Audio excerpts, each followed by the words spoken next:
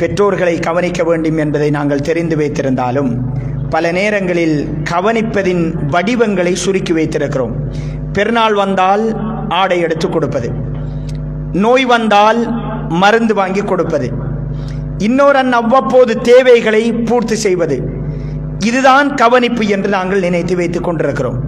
இந்த உலகத்தில் அல்லாவுக்கும் அல்லாவுடைய தூதருக்கும் அடுத்தபடியாக கடுமையாக அன்பு செலுத்தணும் யார் மீது? தாய் தாய் தாய், அதற்கு அடுத்தது தகப்பன்.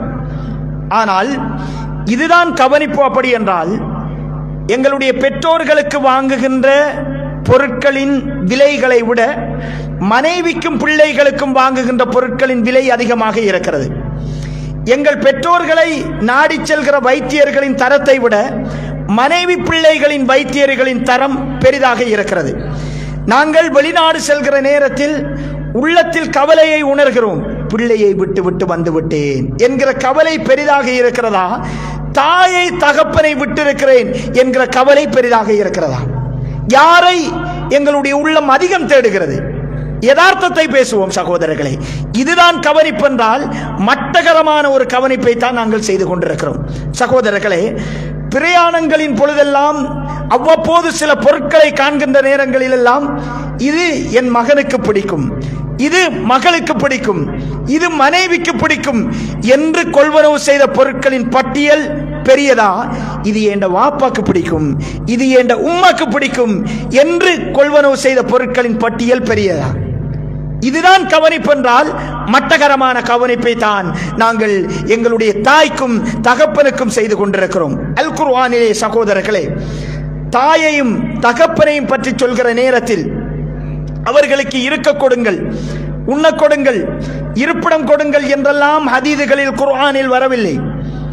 ஆனால் மனைவியை பற்றி சொல்கிற நேரங்களில் எல்லாம் அவர்களுக்கு இருக்க கொடுங்கள், உண்ண கொடுங்கள், இருப்பிடம் கொடுங்கள். தவறு செய்தால் கன்னத்தில் அடிக்காமல் காயம் பெறாமல் அடித்துக் கொள்ளுங்கள் என்று அல்லாஹ் சொல்கிறான். பெற்றோர்களை பற்றி சொல்கிற நேரத்தில் அவர்களில் இருவரில் ஒருவரோ இருவருமோ வயோதிபத்தை அடைந்தால், ஏதும் தவறு செய்தால் ஃபலா தகுல்லஹுமா உஃபின், சி என்ற வார்த்தை கூட நீங்கள் பயன்படுத்த வேண்டாம் என்று அல்லாஹ் சொல்கிறான். அப்படி என்றால் அல்லாஹ் அங்கே எதை எதிர்பார்க்கிறான், இங்கே இறைவன் எதை எதிர்பார்க்கிறான்? எத்தனை முறை முரண்பட்டிருப்போம். சி என்ற வார்த்தை கூட பயன்படுத்த வேண்டாம் என்று அல்லாஹ் சொல்கிறான். பேசாமல் இருந்திருக்கிறோம். சில நேரங்களில் சிலர் கைகளை நீட்டி இருக்கிறார்கள். அல்லாஹ் பாதுகாக்க வேண்டும். சகோதரர்களே, பெரும் அநியாயங்களை செய்து கொண்டிருக்கிறோம்.